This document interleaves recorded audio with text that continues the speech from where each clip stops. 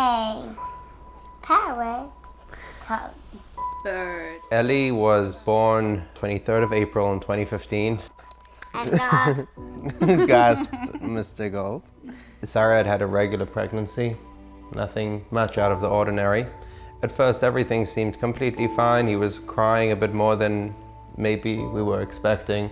There were small things that we were noticing, but we didn't realize how important they were. Yossi would smell him and say, he has such a weird smell. Is that what babies smell like? And he would put himself in a deadlock against me when I was trying to feed him.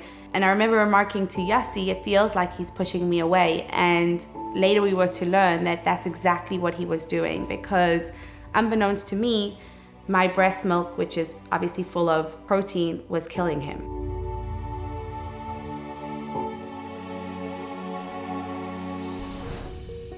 You know, his diagnosis was going to be something that we would have to live with every single day. And a few people kept saying, you need to reach out to Chai Lifeline, you need to reach out to Chai Lifeline. And we said, no, we're not a Chai Lifeline family. That's people that have a really difficult situation. And it's almost like funny to think that way when I think now what an impact and what a part of our life they've had.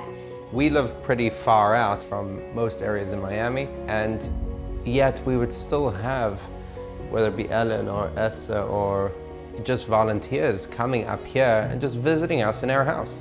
It brought so much joy to his world. You look back at these pictures and he's shining, he's smiling, and it just made him feel not just normal, but special. The one thing that with a diagnosis is that it's very lonely. Prior to Ellie's transplant, every waking hour was what's going on, measuring blood work, making sure that his levels of protein were just perfect so that he wouldn't go into metabolic crisis, which could cause brain damage. And as I said, we have the most incredible family and community, but there is this separation because your mind is just elsewhere.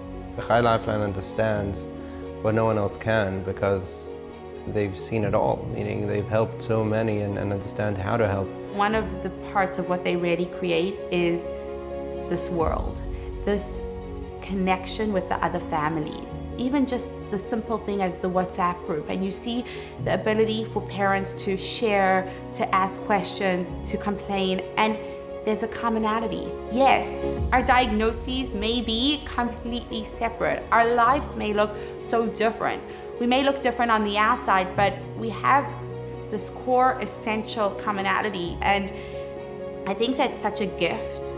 And we're so grateful to Chai Lifeline for everything they've done. But I think that family, that unit, that world that they've created amongst the families is a true gift, and we're forever grateful.